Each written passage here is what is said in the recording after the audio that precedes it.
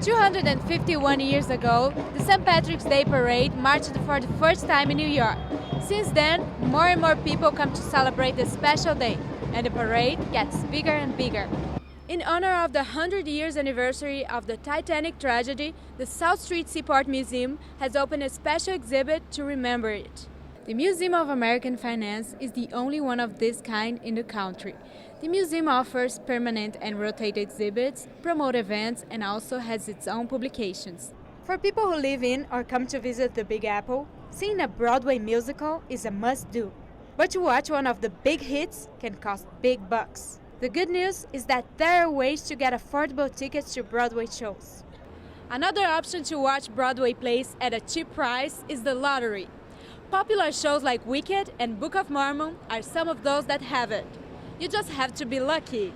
The 2nd Avenue subway line will be a dream come true for many riders on Manhattan's East Side.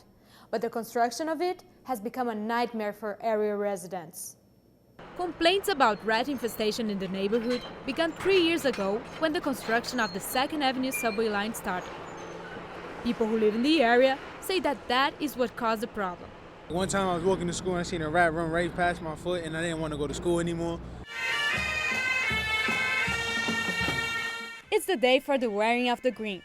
This March 17, like it does every year, New York City got to celebrate Irish culture at the annual St. Patrick's Day Parade.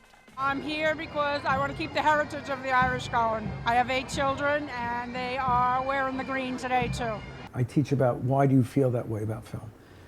And I like to think it's a different kind of teaching because that's what's of interest to me. And that's about how people feel about themselves. The big difference is that in a primary election, people go to a voting precinct and they vote in the normal way, but only vote for candidates of a particular party. They'll be given a ballot that's for the party that they're registered for. Clothing, about 97% of the items that we receive can be turned either reused for secondhand clothing or recycled as rags or shredded and repurposed for low-grade fiber product.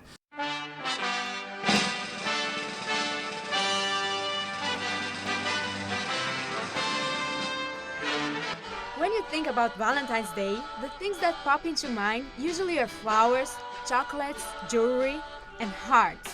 Hearts, hearts.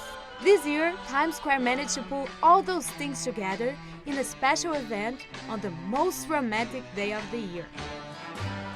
Some who visit here today were so inspired by the romantic atmosphere, they decided this was the right time to pop the question. He actually proposed to me right now, over here. And the romantic mood wasn't just for the young lovers. On this Valentine's Day, a licensed U.S. Coast Guard captain and wedding official led a special ceremony for more than 100 couples who got to renew their wedding vows. Let's hear it, everybody. Let's put it together. Love and marriage, both celebrated on this Valentine's Day. From Times Square, I'm Charlie Saja for New York Ahead.